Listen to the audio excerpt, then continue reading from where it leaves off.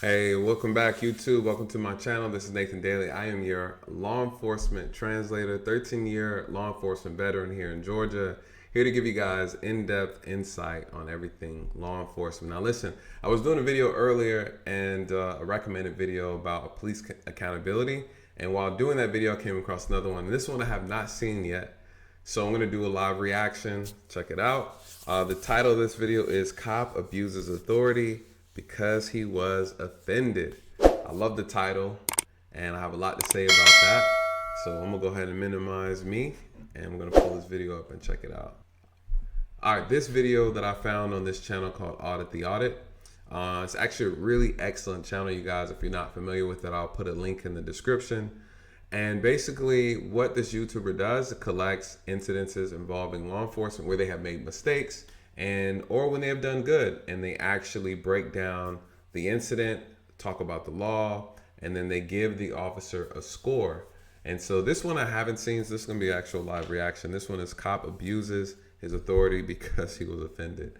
I say this all the time, so I'm curious to see what this looks like. All right, so let's get into it. I like that music though.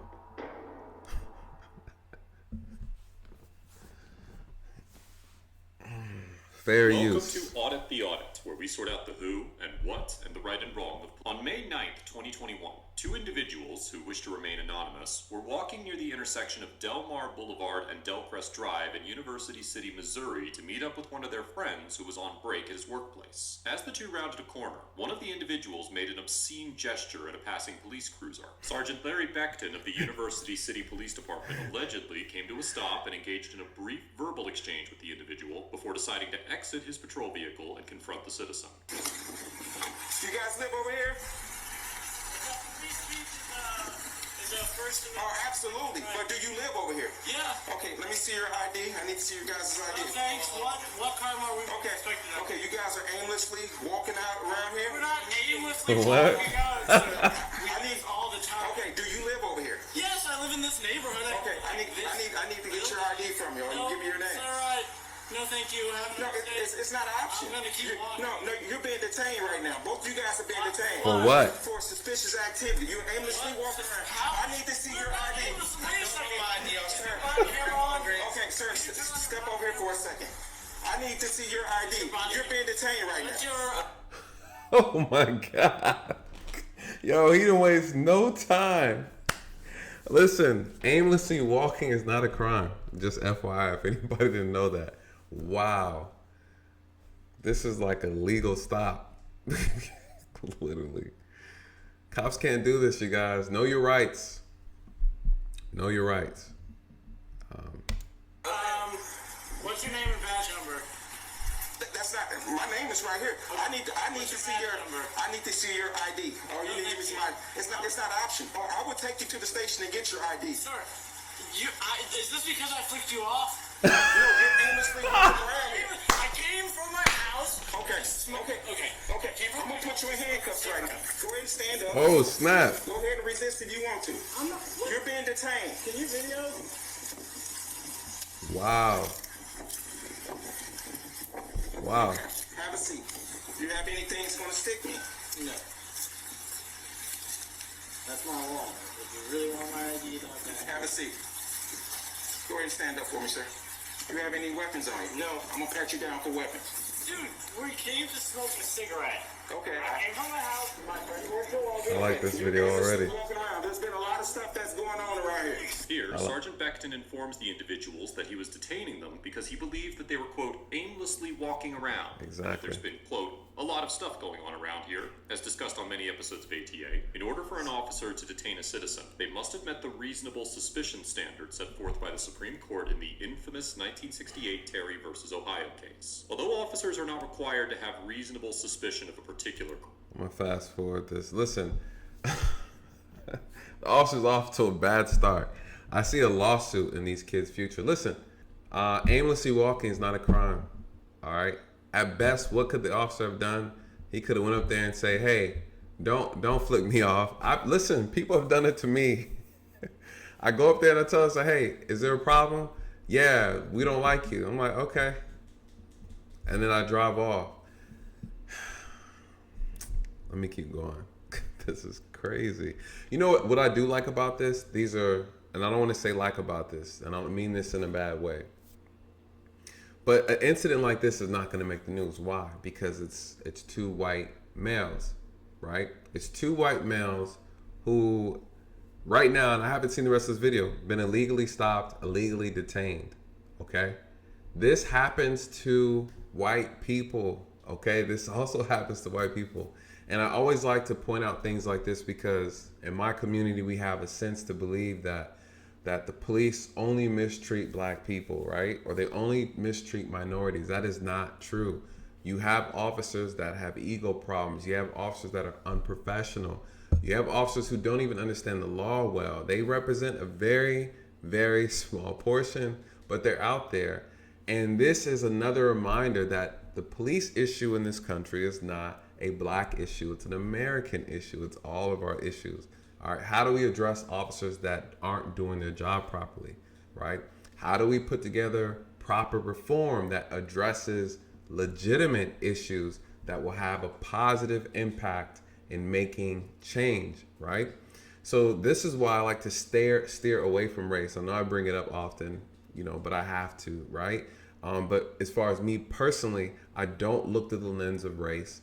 Initially, again, what is my filter of reasoning? Again, facts, evidence, logic, morals, emotions, and then I'll jump into race, all right? Last. But in this I think is a perfect example. So let's keep going. Let me fast forward. They're talking about some law. By modern standards, are normally innocent. It's against loitering. Explain to you what happened. From the house. Okay, have a seat. Have a seat. Now I'm asking you for your ID. Have a seat. Okay, give us your name. Okay, so Is your ID in your wallet? Yes. And I said I don't want to Have you put your hands down? That fragile ego, bro. All because I flipped you off. Sorry, that's disrespectful. it's not a That's crime. disrespectful. Why is that of your concern? It might be disrespectful. No, I'm not concerned about that. Stop me. You can do whatever you want to do, young man, but at the same exactly time, what I was doing. yes, Stop but me. you aimlessly walking around here. I want to know. I'm not aimlessly walking I want to know. Listen to me. I'm letting you talk. Let me talk. Let me explain to you. We have every right to stop you to find out who you are and where you live. Sergeant Beckton tells the individuals not that true. officers have every right to stop a citizen to ascertain their identity and determine where they live. However, in the absence of reasonable suspicion, this statement could not be further from the truth. The Supreme Court has routinely stated that there are no rigid guidelines for developing reasonable suspicion. The court has concluded that being in a high crime area and running from police was enough evidence to be detained for further investigation. When coupled with the fact that it was done in a high crime area, it does warrant an investigation. This suggests that as little as two corresponding facts can serve as a basis for building enough reasonable suspicion to detain and investigate an individual, but they must be working in tandem, given that Sergeant Beckton specifically mentioned that there had been, quote, a lot of stuff going on around here, and assuming that he's referring to criminal activity, it could be argued that the area would be considered a high crime area by a court. Okay, so he brought up an interesting point. I'm gonna touch on it. I was gonna fast forward from this, but I think it's important for you guys to know. So I have used in my investigation, my cases, that hey, this is a high crime area. When you go to court and you have a criminal defense attorney that grills you on the stand, and they ask you, what constitutes a high crime area, officer? Officer Daley, can you show proof that this is a high crime area? And jokingly in my head, I'll say, well, it's the whole DeKalb County, you know what I mean? But that's not accurate. You have to be able to prove. I can bring up 911 calls. I need to have that prepared. I need to bring up police reports of violent crimes. I need to show stats. I need to show data. In this area, hey, every 2 days there's a person robbed on this same street. You have to have evidence. You just can't throw that out there because this stuff gets challenged in court. Right? And if you don't know what you're doing as an officer, you will be dragged in the mud by an attorney. Not just dragged, I'm talking about dragged and embarrassed by an attorney. I was embarrassed one time in court as a rookie, and I said, never again. Never again. You cannot, as an officer, enforce the law through your feelings because your feelings were hurt, right? A lot of officers are enforcing laws, right, through the emotions of their heart. And it doesn't end well. It doesn't end well. You have to separate your personal feelings from this job, or a person will bait you into an argument, right? They'll call your bluff. Then you will feel the need to act on it, right? And so that's not a good position as an officer to put yourself in. And so I think this is interesting that he talked about, hey, there's a lot of stuff going on. No, you need to, as an officer, you need to be able to articulate what those things are. If I'm stopping someone, and I don't just throw them in handcuffs like that, right? You have to have probable cause. You have to have something more. You have to have something more. And he could have easily, honestly, have just walked up to them and had a decent conversation. Hey, you guys, my name is Officer Daley. Hey, can I explain to you what's going on over here? We have a lot of this, a lot of that going on. Do you guys live here, right? Do you guys, okay, if not, whatever. You could have had a regular citizen encounter without having to be unprofessional.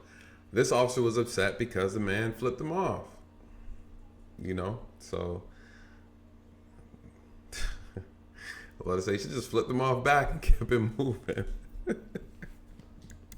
An area must have in order to be considered. As mentioned before, it is highly unlikely that a court would accept the notion that aimlessly wandering was a legitimate factor to consider when developing reasonable suspicion. How old are you?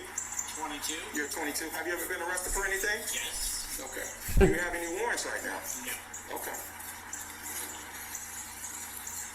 So where are you guys on your way to now? Right this fence right here. Okay. Smoke a cigarette with my friend and go home. I'm not talking to you. I'm not talking to you. I'm not talking to you right now. Okay, so you normally come over here, go to the Walgreens, sit on the bench? Not always this bench, sometimes this Okay. bench, sometimes we just stand. Okay. Good. Future reference, young man, you don't disrespect the police like that. You don't disrespect the police like that. And you just aimlessly just walking around. I want to know. I'm doing my job. I want to know who you are and where you live. Goods too. Yeah, hoods are so super suspicious when it's cold outside. And you can record, but step back a little bit. They're being detained. Go ahead and continue recording, but I want you to step away. Absolutely. A lot of danger. And you still talking. Yeah, because you guys are pieces for stopping people who want to go on to break for a cigarette because I flicked you off. That now all of a sudden I'm acting suspicious. If I would have not flicked you off and we would have kept walking, you would have never, this stop never would have happened. You would have never accused me of doing suspicious activity. Correct? Whew. Ouch. I thought. All right, now you want me to answer your question. Okay. Ouch. It doesn't work like that. Sergeant Beckton tells one of the individuals that he shouldn't disrespect the police by making gestures at them. Essentially, the Supreme Court has concluded that obscene gestures, such as displaying the middle finger, are generally protected under the First Amendment. In the 1972 Supreme Court case of Miller versus California, the court noted that, quote, all ideas... So what does that mean? We knew this all the time. In the academy, they tell us, look, if you're going to be an officer, you need to have thick skin. You can't get upset or throw a fit every time somebody calls you a name or throws a middle finger at you. As long as they're not threatening to do harm to you, they're good to go, right? It's an insults. It doesn't hurt you. Some officers, and I think to be completely honest with you, I've seen it. There are some officers that are more sensitive than others. This is a problem because once you're able to tap into an officer's insecurities or an officer's sensitivity, you essentially can manipulate that officer's behavior through his emotions or her emotions.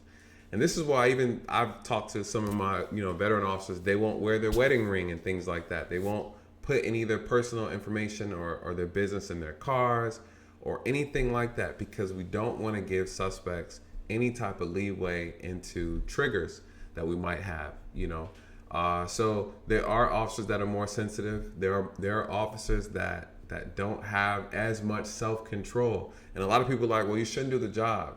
Listen, you guys, we are human. You know what I mean? The job is very difficult. It's not as easy just to say you shouldn't do the job because you have a temper problem. no, you really shouldn't do this job if you have a temper problem. But the reality is, sometimes we think we can handle it, and sometimes we can. And then, just over time, you really just get worn down and you need a reset.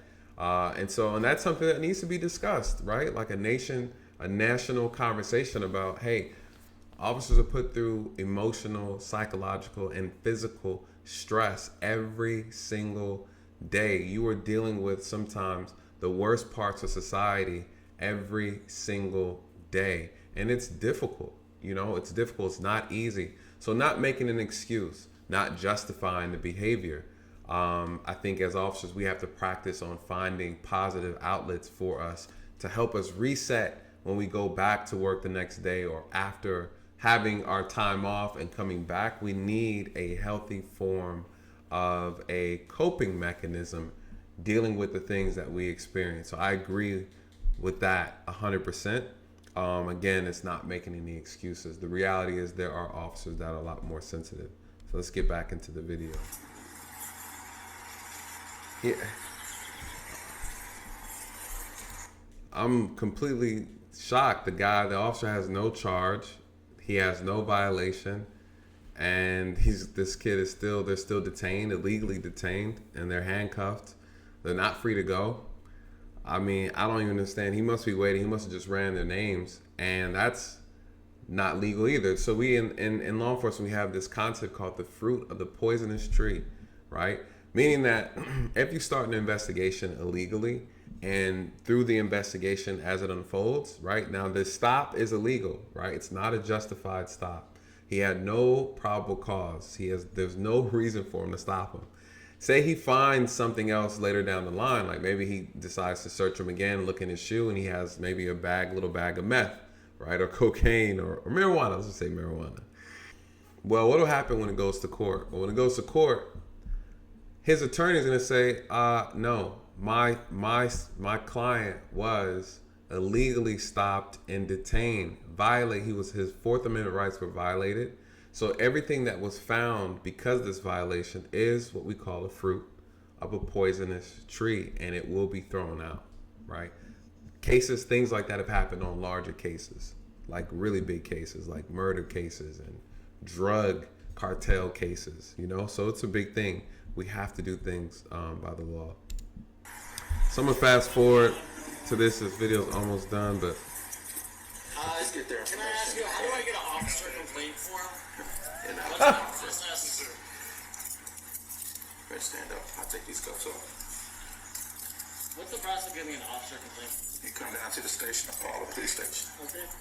Sergeant Beckton released the two individuals, and eventually the officers left the scene without further incident. Following the encounter, the primary individual involved in the interaction filed a formal complaint against Sergeant Beckton and obtained the Bodycam footage through a public records request. In a city council meeting that took place on October 11th, City Manager Gregory Rose announced that an internal investigation had occurred and resulted in what he believed to be appropriate corrective action. But he did not disclose what exactly that action was. He went on to state that he did not believe that Sergeant Beckton's conduct was grossly negligible, and that the chief and officers of the University City Police Department were committed to respecting the rights of University City citizens. It should be noted that Sergeant Beckton was previously sued for an alleged illegal seizure and unlawful arrest stemming from an incident that occurred in 2016. The individuals involved in today's interaction said that they intended to sue Sergeant Beckton as well, and have contacted the ACLU for help. Overall, Sergeant Beckton gets an F for displaying a fundamental misunderstanding of free speech and reasonable suspicion,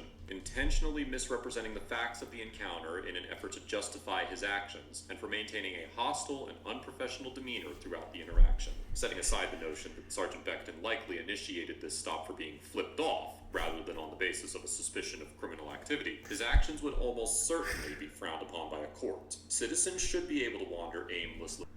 So I'm gonna stop the video there. It's a little bit more, but we don't have to go through it. The gentleman from Audit the Audit is correct. He is absolutely correct. This officer did a horrible job. And that was an illegal stop. That was a legal stop. Those kids are gonna sue and they're going to win. And the officer is more likely gonna lose his job, especially if this is his second lawsuit. Listen, you guys, you gotta know your rights. I mean, they were respectful even in the side of being illegally stopped and detained. They weren't loud, they weren't aggressive. They were like, okay, put me in handcuffs. Okay, we'll cooperate. And they gave their name. Listen, as a citizen, you are free. Your Fourth Amendment rights mean so much. You're protected from illegal search and seizures, right? And so that also includes giving your name. Okay, so if there's no crime committed, you are not obligated to give your ID to an officer. They can give your first name. Hey, my name is John. My name is Susan. Okay, but no, you don't have a right to run my information, right? I didn't commit a crime. And he asked me, officer, what crime did I commit? Okay, so listen, you guys, know your rights, understand your rights. And this is, even when an officer is violating your rights, that's how you conduct yourself. Very professional. Listen, officer, you're wrong, but you know what? I'm going to cooperate, and I'm going to file a complaint, and then I'm going to see you in civil court, and then I need a check. I need you to write me a check for $1 million. That's how it works, you guys. And I think this is important to see this, because officers get it wrong. And when they get it wrong and you're right, you don't have to resist. Now, here's another thing. You can resist an unlawful arrest, but is it worth it, right? Like, is it worth fighting an officer who thinks they're right? Okay. So I would never tell people to resist, you know. I'll just say, just cooperate, do what you need to do. Make sure it's documented. Make sure there's some video footage to help prove your case as well. And you file your complaint. But yeah, the officer did a horrible job. He did a horrible job. And that's a black officer on a white victim. Can't make this up, you guys. Listen, let me know your thoughts. Hope you found this video valuable. If you have any questions, please like, comment, share, subscribe. And I appreciate you, my new subscribers. Welcome to the channel. And with that, you guys, good night. God bless.